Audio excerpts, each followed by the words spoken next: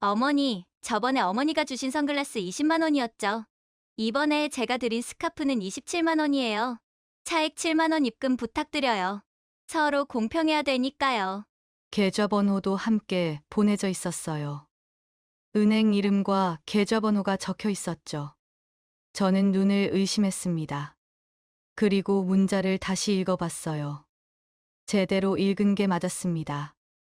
며느리가 서로 공평하자면서 저한테 차액을 달라고 하고 있었습니다. 핸드폰을 잡고 있는 손이 덜덜 떨렸어요. 이게 무슨 일인가 싶었습니다. 혹시나 농담인가 싶기도 했어요. 하지만 아무리 생각해도 명확했습니다. 주인은 제게 돈을 달라고 하고 있었어요. 제가 준 선물이랑 자기가 저한테 준 선물의 차액이 7만 원이니까 그걸 달라는 거였죠. 저는 답장을 안 했습니다. 당황스럽기도 하고 어떻게 답해야 할지 몰랐거든요. 그런데 사흘 후 또 문자가 왔습니다. 어머니, 7만 원 아직 입금 안 하셨어요. 이번 주 안에 부탁드려요. 계좌번호 다시 보내드릴게요. 계좌번호가 또 보내져 왔어요. 독촉하는 거였습니다. 화가 나고 손이 부들부들 떨렸어요.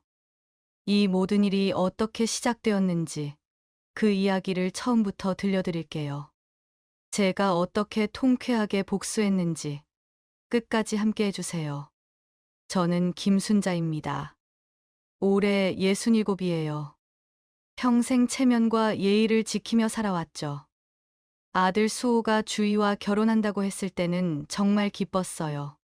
주희는 첫인상부터 참 좋았습니다.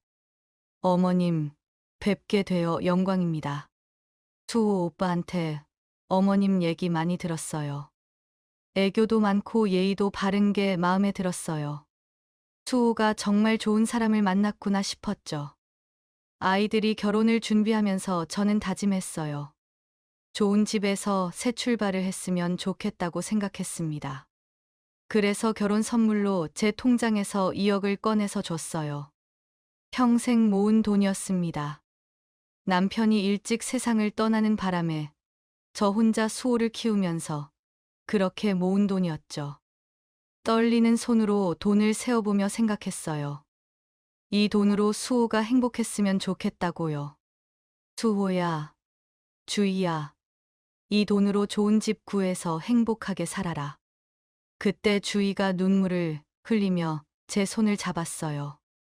눈물이 그렇게 예쁠 수가 없었죠. 어머니, 정말 감사합니다. 저희 잘 살게요. 어머니한테 효도하고 이 돈도 꼭 갚을게요, 어머니.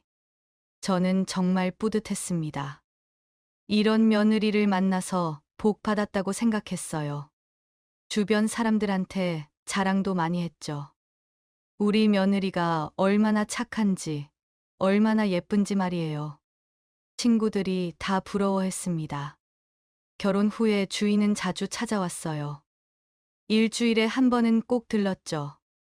오면 애교도 부리고 제 손도 잡아줬어요. 팔짱도 끼고 말이에요. 어떤 날은 반찬을 해서 들고 오기도 했습니다. 김치찌개, 된장찌개, 미역국 같은 거요. 맛도 괜찮았어요. 친정 어머니한테 배웠다면서 저한테 비밀 레시피도 알려줬죠. 명절 때는 더 열심이었죠. 제사 준비할 때도 새벽부터 와서 도와줬어요. 다른 집 며느리들은 불평하는 거 많다고 하던데 주인은 달랐습니다. 웃으면서 일했어요. 그 모습이 참 예뻤습니다. 친척들도 다 칭찬했죠. 수호가 좋은 사람을 만났다고요. 저는 며느리가 예뻐서 이것저것 많이 챙겨줬습니다. 생일이 되면 선물을 사줬어요. 주희가 좋아할 만한 걸 찾아다녔죠. 백화점도 가고 여행을 갔다 오면 유명한 간식이나 선물도 하나씩 사다 줬고요. 어느 날 주희 생일이 다가와서 저는 백화점에 갔습니다. 평소에 주희가 쓰는 화장품 브랜드가 있었거든요. 그 브랜드 매장에 들어가서 화장품 세트를 골랐어요. 화장품이 이렇게 비싼지 몰랐습니다. 35만 원이나 하더라고요. 하지만 며느리 생각하면 그 정도는 해줄 수 있었죠. 직원이 포장까지 예쁘게 해줬습니다. 리본도 달아주고 쇼핑백도 고급스러웠어요. 들고 나오는데 뿌듯했습니다. 다음 날 주희가 집에 왔을 때 선물을 줬어요. 주희가 정말 좋아했습니다. 눈을 반짝이며 상자를 열어봤죠. 어머니, 감사해요. 제가 정말 좋아하는 브랜드예요. 이거 어떻게 알고 사오셨어요? 수호한테 물어봤지. 마음에 드니, 주희야? 어머니, 정말 감사해요. 근데 이거 얼마예요? 저는 별 생각 없이 대답했습니다. 그냥 궁금해서 물어보는 줄 알았어요. 35만 원 정도 했어. 아, 35만 원이요. 비싼 거 사주셨네요. 백화점에서 사신 거예요? 응, 백화점에서 샀어. 정가로 사신 거죠. 주인은 선물 상자를 이리저리 살펴봤어요. 뭔가 꼼꼼히 확인하는 것처럼 보였죠. 안쪽까지 다 들여다보더라고요. 저는 그냥 좋아서 그러는 줄 알았습니다. 한 달쯤 지났을까요? 주희가 저한테 선물을 줬습니다. 블라우스였어요. 백화점 쇼핑백에 담겨 있었죠. 포장도 깔끔하게 되어 있었고요. 어머니, 이거 입으세요. 어머니한테 잘 어울릴 것 같아요. 저는 정말 좋았어요. 며느리가 저한테 선물을 주다니요. 박스를 열어보니 연한 베이지색 블라우스가 들어 있었습니다. 제 취향이었어요. 색도 예뻤고 디자인도 단정했죠. 고마워, 주희야. 너무 예쁘다. 어머니, 피부색이랑 잘 어울릴 것 같아서 골랐어요. 입어보세요. 며느리가 저한테 선물을 주는 게 얼마나 기뻤는지 몰라요. 친구들한테도 자랑했죠. 우리 며느리가 이런 선물도 사준다고요. 다들 부러워했어요. 요즘 며느리들은 안 그런다면서요. 그날 저녁에 블라우스를 다시 입어봤습니다. 사이즈도 딱 맞았어요. 주희가 제 치수를 정확히 알고 있었던 거죠. 역시 우리 며느리는 세심하다고 생각했습니다. 계절이 바뀔 때마다 저는 주희한테 선물을 자주 줬어요. 겨울엔 따뜻한 목도리를 사줬고, 봄엔 예쁜 가디건을 사줬죠. 주희도 좋아했어요. 받을 때마다 기뻐하는 모습이 보기 좋았습니다. 이번 여름에는 주희가 자외선 때문에 고민이 많다고 해서 선글라스를 사주기로 했습니다. 선글라스 매장을 가니 종류가 정말 많더라고요. 어떤 걸 골라야 할지 고민했죠. 그래서 직원이 추천해주는 선글라스를 샀습니다. 20만 원 정도 했죠. 비싸긴 했지만 괜찮았어요. 며느리 선물인데 그 정도는 해줄 수 있었습니다. 주희가 저희 집에 왔을 때 준비한 선물을 줬어요. 선글라스를 꺼내 보더니 좋아했습니다. 어머니, 감사해요. 딱 제 스타일이에요. 그래? 잘 어울려 보이네. 어머니, 이거 얼마예요? 또 가격을 물어봤어요. 저번에도 물어봤는데 또 물어보더라고요. 20만 원 정도야. 아, 20만 원이요. 백화점에서 사신 거예요? 응. 이번에 신상품이라던데. 그래서 할인도 안 하더라고. 아, 그럼 할인 안 받고 정가로 20만 원인 거죠? 저는 그때도 별 생각이 없었어요. 그냥 궁금해서 물어보는 줄 알았죠. 시간이 지나면서 뭔가 이상하다는 생각이 들기 시작했어요. 주인은 제가 선물을 줄 때마다 똑같은 질문을 했습니다. 어머니, 이거 얼마예요? 어디서 사셨어요? 할인 받으셨어요? 정가가 얼마예요? 처음엔 정말 궁금해서 물어보는 줄 알았어요. 하지만 계속 반복되니까 좀 이상했습니다. 왜 매번 금액을 물어보는 걸까요? 제가 싸구려를 사주는지, 명품을 사주는 건지 확인하는 건가요? 그날 밤, 잠이 안 왔어요. 계속 주희 얼굴이 떠올랐죠. 문득 장롱에서 블라우스를 꺼내 다시 확인해 봤습니다. 아직 택이 달려 있었어요. 금액을 확인해 보니 30만 원이었죠. 제가 준 화장품 세트랑 같은 금액이었습니다. 저는 지금까지 받은 선물들을 다 꺼내 봤어요. 블라우스, 장갑, 다행히 전부 택이 달려 있었습니다. 하나씩 확인해 보니 금액이 딱딱 맞았어요. 제가 직전에 준 선물 금액에 맞춰서 똑같은 금액으로 선물을 주고 있던 겁니다. 그때 깨달았어요. 주희가 제가 준 선물 금액을 정확히 맞춰서 선물을 돌려주고 있었다는 거요. 우연이 아니었습니다. 그래서 매번 금액을 물어보는 거였어요. 손이 떨렸습니다. 제 며느리가 지금까지 제가 선물을 주면 뒤돌아서 전부 계산하고 있었다는 게 믿기지 않았죠. 저는 그날 밤 잠을 한숨도 못 잤어요. 주희가 저를 어떻게 생각하고 있는 건지 알 수가 없었습니다.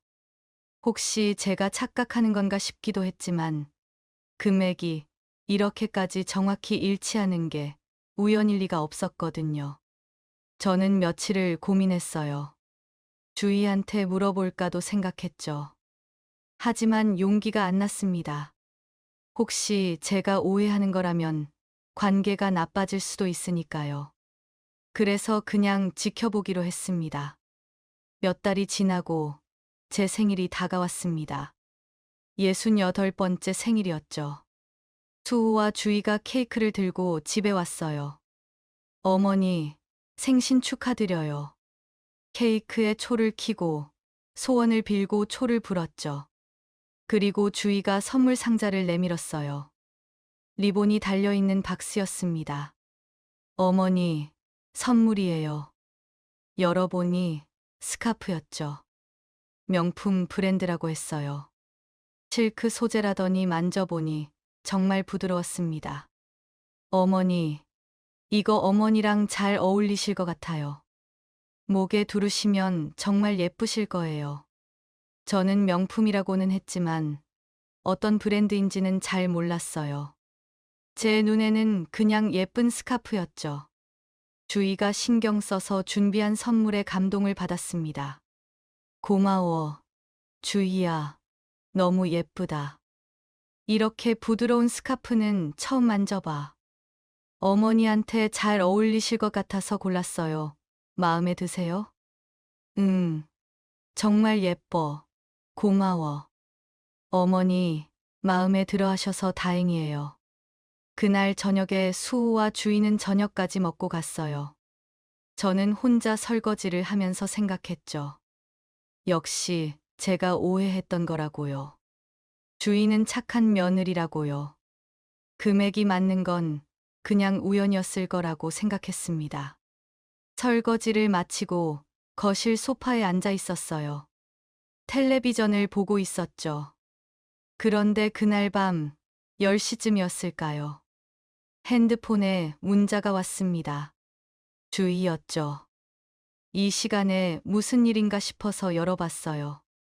그런데 문자 내용을 보고 깜짝 놀랐습니다. 어머니, 저번에 어머니가 주신 선글라스 20만 원이었죠. 이번에 제가 드린 스카프는 27만 원이에요. 차액 7만 원 입금 부탁드려요. 서로 공평해야 되니까요. 계좌번호도 함께 보내져 있었어요. 은행 이름과 계좌번호가 적혀 있었죠. 저는 눈을 의심했습니다. 그리고 문자를 다시 읽어봤어요. 제대로 읽은 게 맞았습니다. 며느리가 서로 공평하자면서 저한테 차액을 달라고 하고 있었습니다. 핸드폰을 잡고 있는 손이 덜덜 떨렸어요. 이게 무슨 일인가 싶었습니다. 꿈을 꾸는 건가 싶어서 뺨을 꼬집어 봤지만 아팠습니다. 현실이었죠. 저는 한참을 그 문자를 들여다봤어요. 읽고 또 읽었습니다. 뭔가 다른 의미가 있는 건 아닌지 생각해 봤죠. 혹시 농담인가 싶기도 했어요. 하지만 아무리 생각해도 명확했습니다. 주인은 제게 돈을 달라고 하고 있었어요. 제가 준 선물이랑 자기가 저한테 준 선물의 차액이 7만 원이니까 그걸 달라는 거였죠. 가슴이 답답했어요. 숨이 잘 안 쉬어졌습니다. 머릿속이 복잡해졌어요. 주희가 지금까지 저를 어떻게 생각하고 있었는지 알 것 같았습니다. 전부 계산이었구나 싶었죠. 다음 날 아침에 일어나서 다시 문자를 확인했어요. 혹시 제가 잘못 본 건 아닐까 싶어서 다시 읽어봤지만 내용은 똑같았습니다. 저는 장롱을 열어서 지금까지 받은 선물들을 다 꺼냈습니다. 블라우스 택을 확인했어요. 35만 원이었죠. 제가 준 화장품 세트랑 똑같은 금액이었습니다. 장갑도 확인했어요. 12만 원으로 제가 준 가디건이랑 금액이 같았습니다. 모든 게 정확했어요. 단 한 번도 빗나가지 않았죠. 주인은 제가 준 선물 금액을 전부 기록하고 있었던 겁니다. 분명 어딘가에 적어뒀을 거예요. 날짜와 금액을 말이에요. 그리고 똑같은 금액으로 맞춰서 돌려줬던 거예요.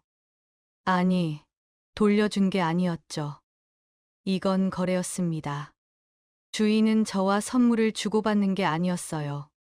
거래를 하고 있었던 겁니다. 저는 배신감을 느꼈어요. 지난 몇 년간의 시간이 전부 거짓이었다는 생각이 들었죠. 주희가 저를 진심으로 대한 게 아니었습니다. 그저 계산뿐이었어요. 며칠이 지났습니다. 저는 답장을 안 했어요. 어떻게 답해야 할지 몰랐죠. 화가 나기도 하고 슬프기도 했어요. 그냥 모른 척하고 싶기도 했습니다. 그런데 사흘 후 또 문자가 왔어요. 어머니, 7만 원 아직 입금 안 하셨어요. 이번 주 안에 부탁드려요. 계좌번호 다시 보내드릴게요. 계좌번호가 또 보내져 왔어요. 독촉하는 거였습니다. 화가 났어요. 손이 부들부들 떨렸죠. 근데 결국 저는 주희한테 7만 원을 입금했어요.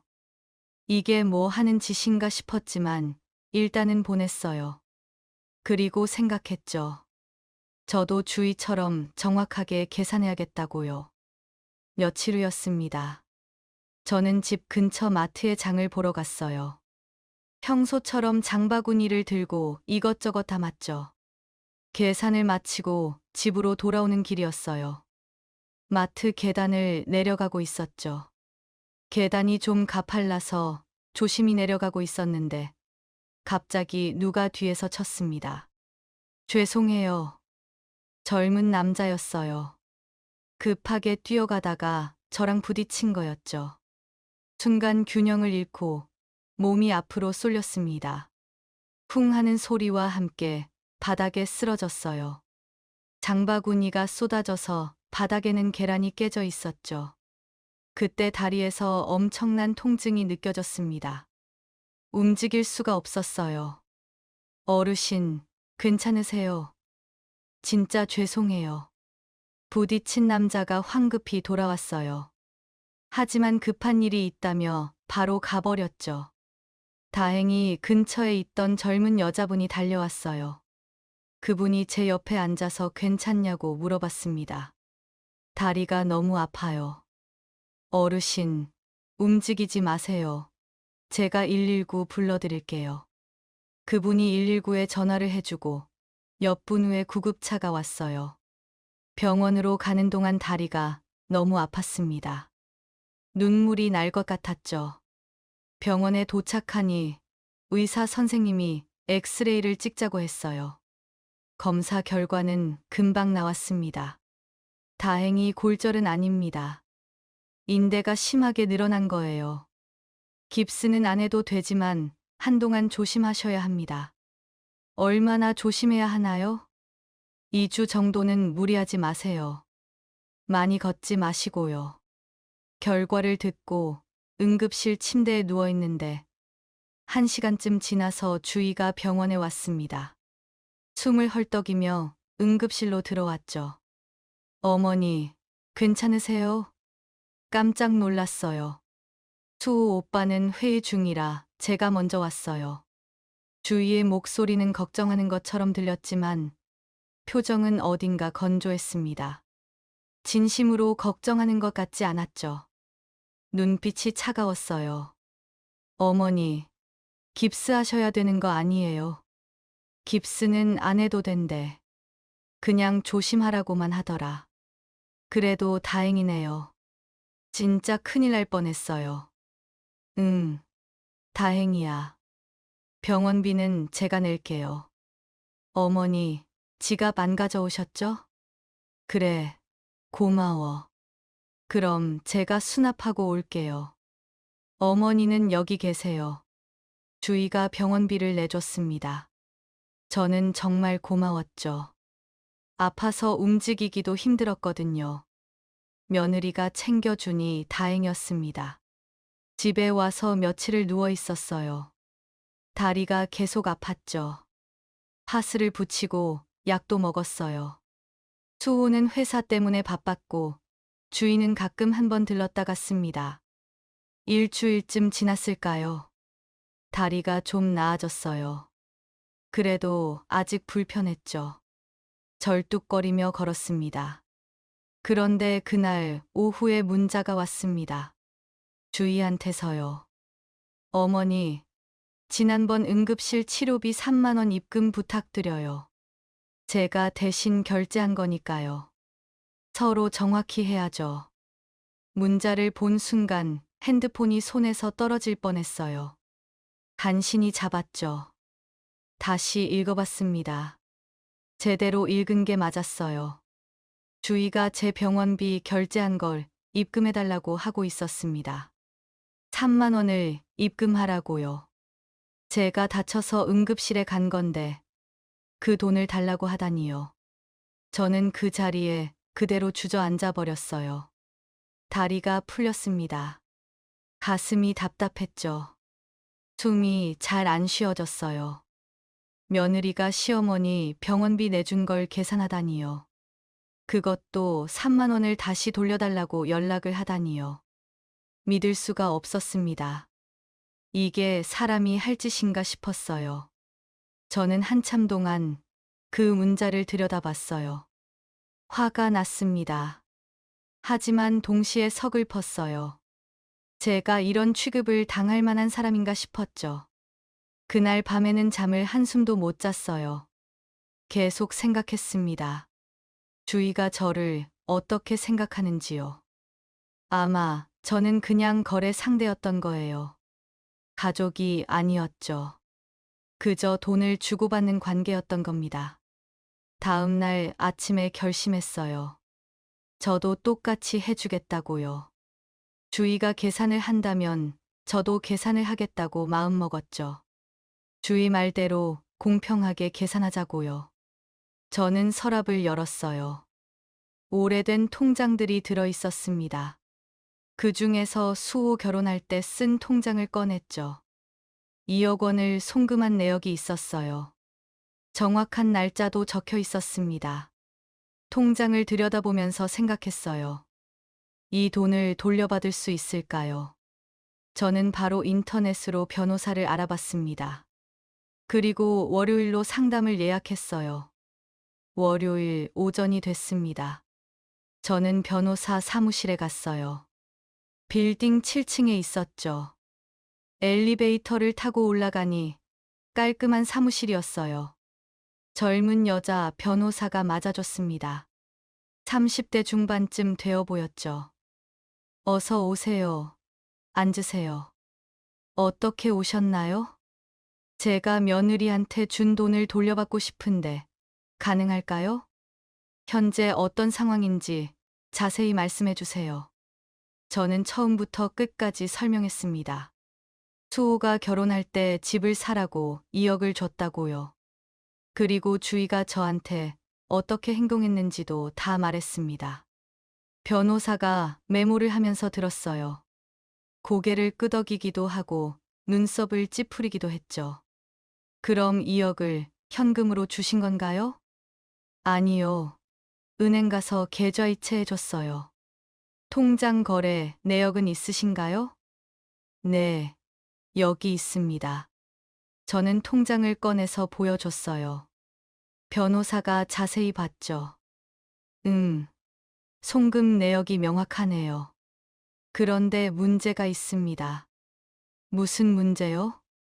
변호사는 고개를 저었습니다. 어르신, 이건 증여예요.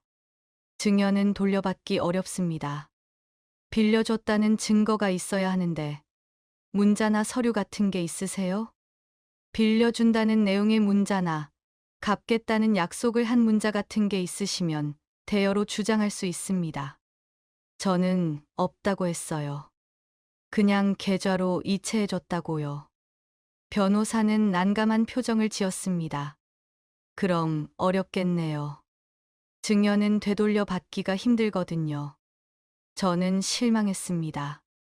그런데 갑자기 생각이 났어요.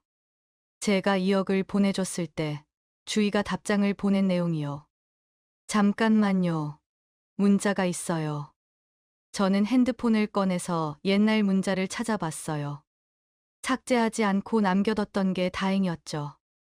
주희가 보낸 문자가 그대로 있었습니다. 어머니, 정말 감사합니다. 저희 잘 살게요. 어머니한테 효도하고 이 돈도 꼭 갚을게요, 어머니. 변호사한테 보여줬어요. 변호사가 문자를 읽더니 눈이 커졌습니다. 표정이 밝아졌죠. 이거면 충분히 대여로 주장할 수 있습니다. 갚겠다는 표현이 명확하네요. 이 문자 하나면 됩니다. 저는 안도했어요. 희망이 생긴 것 같았죠. 그럼 그렇게 진행해 주실 수 있나요? 네, 가능합니다. 이 문자를 근거로 2억 원은 대여금이었다고 주장할 수 있어요. 내용 증명을 보내서 반환을 요구하겠습니다. 내용 증명이요? 네. 법적으로 돈을 돌려달라고 요구하는 문서예요. 이걸 받으면 상대방은 답변을 해야 합니다. 변호사는 절차를 자세히 설명해 줬어요. 먼저 내용 증명을 보낸다고 했죠. 그러면 주희가 답변을 해야 한다고요. 만약 답변이 없거나 거부하면 소송으로 갈 수 있다고 했습니다. 변호사님, 혹시 소송까지 가면 어떻게 되나요? 그건 법원에서 판단하게 됩니다. 그때 이 문자를 증거로 제출하면 승소 가능성이 높아요. 그럼 비용은 얼마나 드나요? 일단 내용 증명 비용은 30만 원 정도고요. 소송까지 가면 추가 비용이 들어요. 하지만 이기면 상대방한테 변호사 비용을 청구할 수 있습니다. 저는 알겠다고 했어요. 진행해달라고 했죠. 30만 원 정도는 괜찮았어요. 그렇게 저는 바로 계약서를 작성했어요. 서명도 하고 도장도 찍었죠. 착수금은 카드로 결제했습니다. 이틀 안에 내용 증명 작성해서 연락드릴게요. 감사합니다. 변호사 사무실을 나오는데 마음이 복잡했어요. 이게 맞는 일인가 싶었죠. 며느리한테 소송을 거는 게요. 하지만 주희가 먼저 시작한 일이었습니다. 저도 똑같이 하는 거예요. 공평하게요. 집에 돌아와서도 생각이 많았습니다. 정말 이렇게까지 해야 하나 싶기도 했죠. 하지만 주희가 제게 한 짓을 생각하면 화가 났습니다. 병원비까지 계산해서 다시 달라고 하다니요. 괘씸했습니다. 이틀 후에 변호사한테서 전화가 왔어요. 내용 증명 작성이 완료됐다고요. 저는 다시 변호사 사무실로 갔습니다. 변호사가 작성한 서류를 보여줘서 내용을 읽어봤어요. 2억 원은 대여금이었고 주희가 갚겠다고 약속했으니 반환하라는 내용이었습니다. 한 달 안에 입금하라는 내용까지 적혀 있었어요. 명확하고 단호한 문장들이었죠. 이대로 보내면 되나요? 네. 확인하시고 서명해 주세요. 저는 서명을 했어요. 손이 떨렸지만 꾹 참고 서명했죠. 그럼 바로 발송 처리하겠습니다. 김주희 씨한테 등기로 발송될 거예요. 도착하는데 얼마나 걸리나요? 아마 2, 3일 안에 도착할 겁니다. 도착하면 연락드릴게요. 저는 집에 돌아와서 기다렸습니다.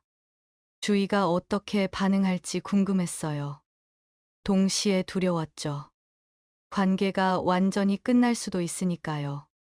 하지만 이미 끝난 관계나 마찬가지였습니다. 진심이 없었으니까요. 다음 날 오후였어요. 주희한테서 전화가 왔습니다. 저는 잠시 망설였습니다. 받아야 하나 말아야 하나요? 결국 받았습니다. 주희의 목소리가 떨리고 있었죠. 화가 나 있는 게 느껴졌습니다. 어머니, 이게 뭐예요? 내용 증명이 왔는데 2억을 돌려달라니요. 주희가 소리를 지르고 있었어요. 목소리가 날카로웠죠. 저는 침착하게 대답했습니다. 나도 너처럼 공평하게 계산한 거야. 어머니, 이건 말도 안 돼요. 2억은 결혼할 때 축하금으로 선물 주신 거잖아요. 증여라고요. 너도 내 병원비 3만 원 입금해달라고 했잖아. 그건 말이 돼. 주인은 할 말이 없는지 잠시 조용했어요. 숨소리만 들렸죠. 그러더니 다시 화를 냈습니다.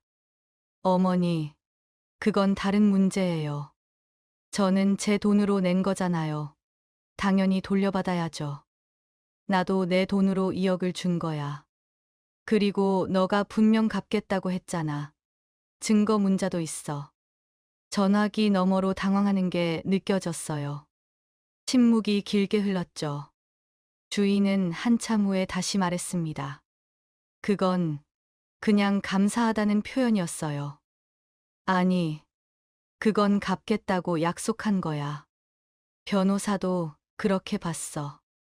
어머니, 제발요. 이러지 마세요. 주희의 목소리가 떨렸어요. 울먹이는 것 같았죠. 하지만 저는 흔들리지 않았습니다. 나도 제발 부탁해. 가족을 돈으로 재지 마. 저는 전화를 끊었어요. 손이 떨렸지만 후회는 없었습니다.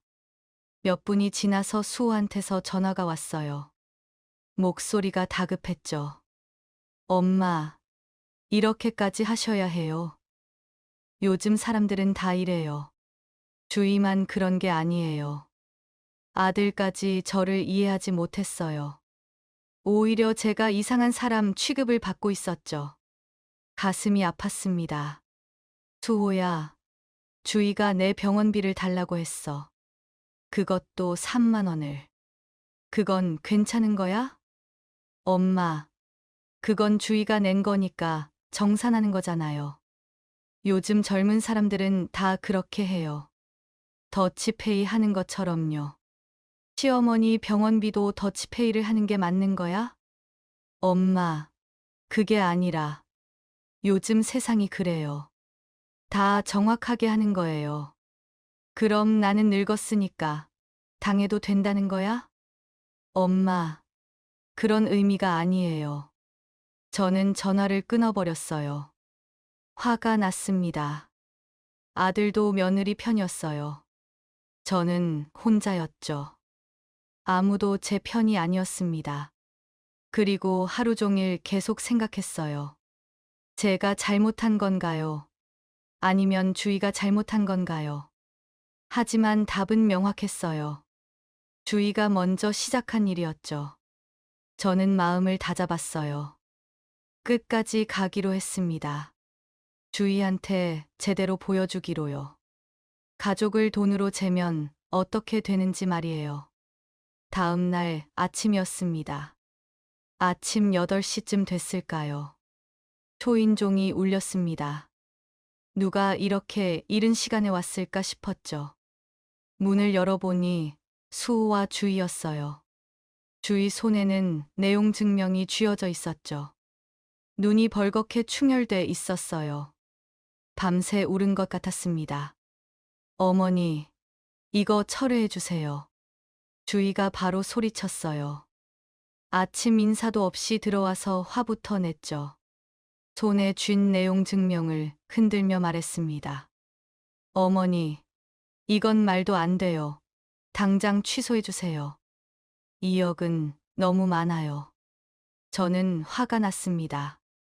아침부터 말도 없이 찾아와서 이러는 게요. 초인종도 마구 눌러댔었거든요.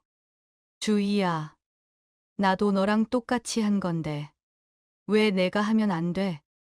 어머니, 그건 다르잖아요. 뭐가 달라? 나도 계산한 거야. 너처럼 정확하게. 금액만 다를 뿐이지. 너는 3만 원을 달라고 했고 나는 2억을 달라고 하는 거야. 똑같아. 주희는 말문이 막힌 듯 했어요. 입을 벙긋거리기만 했죠. 옆에 서 있던 수호가 말했습니다. 엄마, 제발 그만하세요. 너는 끝까지 주희 편만 드는구나.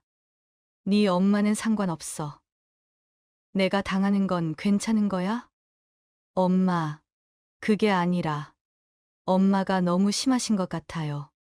2억은 너무 많아요. 저는 더 이상 들을 필요가 없었어요. 차분하지만 단호하게 말했습니다. 나는 주희가 나한테 한 것처럼 할 거야. 공평하게 계산할 거라고. 너희가 좋아하는 방식대로 하는 건데 뭐가 문제니? 요즘 세상은 다 이렇다며? 주희가 울기 시작했어요. 눈물을 흘리면서 무릎을 꿇었습니다. 바닥에 털썩 주저앉더라고요. 어머니, 제가 잘못했어요. 너무 계산적으로 굴었어요. 제발 취소해 주세요. 저희 앞으로 어떻게 살아요? 저는 주희를 내려다봤어요. 며느리가 무릎을 꿇고 있었죠. 마음이 복잡했습니다. 불쌍하기도 하고 화가 나기도 했어요. 하지만 저는 생각했어요. 제가 원하는 게 뭔지요. 2억을 돌려받는 게 목적이 아니었습니다. 저는 주희가 깨달았으면 했어요. 가족을 돈으로 재면 안 된다는 거려. 계산하는 순간 관계가 무너진다는 거려. 지금 주희는 울고 있었어요. 무릎을 꿇고 말이에요. 제가 준 충격이 충분히 전해진 것 같았죠. 주희도 이제는 알았을 거예요. 제가 얼마나 상처받았는지, 계산당하는 게 얼마나 아픈 일인지요. 저는 깊게 숨을 들이쉬고 천천히 입을 열었습니다. 주희야, 다시는 가족을 돈으로 재지 않겠다고 약속해. 그럼 나도 머물게. 주희가 눈물로 고개를 끄덕였어요. 네, 어머니, 약속할게요. 다시는 이러지 않을게요. 진심이지? 네, 진심이에요. 정말 잘못했어요. 그러니까 제발 용서해 주세요. 저는 주희를 일으켜 세웠어요. 팔을 잡아서 일으켰죠. 그리고 수호를 봤습니다. 수호야, 너도 명심해. 가족은 돈으로 재는 게 아니야. 계산하는 순간 가족이 아닌 거지. 네, 엄마. 죄송해요. 제가 잘못 생각했어요. 수호도 고개를 숙였어요. 저는 그제야 좀 마음이 풀렸습니다. 하지만 완전히 믿을 수는 없었죠. 며칠이 지났습니다. 주희한테서 문자가 왔어요. 어머니, 제가 정말 잘못했어요. 어머니가 저한테 준 사랑과 관심을 저는 그걸 계산하고 돈으로 생각했어요. 용서해 주세요. 저는 문자를 읽고 생각했어요. 주희가 진심으로 반성하는 것 같았죠. 하지만 확신은 서지 않았습니다. 정말 변할까요? 다음 날 주희가 집에 왔어요.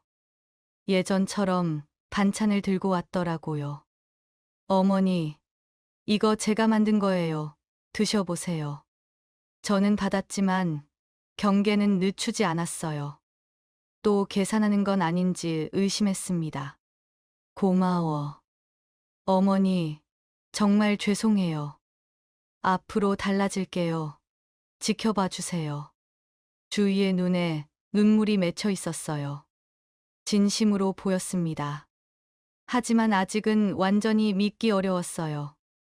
일주일 후에 저는 변호사한테 전화를 걸었어요. 드디어 결심을 했죠. 변호사님, 저번에 발송한 내용 증명 철회할게요. 대신 기록은 남겨놔 주세요. 혹시 모르니까요. 알겠습니다. 그렇게 하겠습니다. 철회 서류 보내드릴게요. 저는 전화를 끊고 창문을 열었어요. 햇살이 따뜻하게 들어왔죠. 바람도 시원했습니다. 저는 혼자 중얼거렸어요. 가족은 계산하는 게 아니야. 하지만 계산당할 필요도 없지. 주희가 정말 변할지는 모르겠어요. 하지만 이번 일로 분명히 깨달았을 거예요. 가족을 돈으로 재면 안 된다는 거요. 그리고 계산하면 그대로 자신한테 되돌아온다는 것도요. 저도 배웠습니다. 아무리 가족이라도 선을 지켜야 한다는 거요. 그리고 필요하면 맞서야 한다는 것도요. 당하고만 있으면 안 되는 거예요.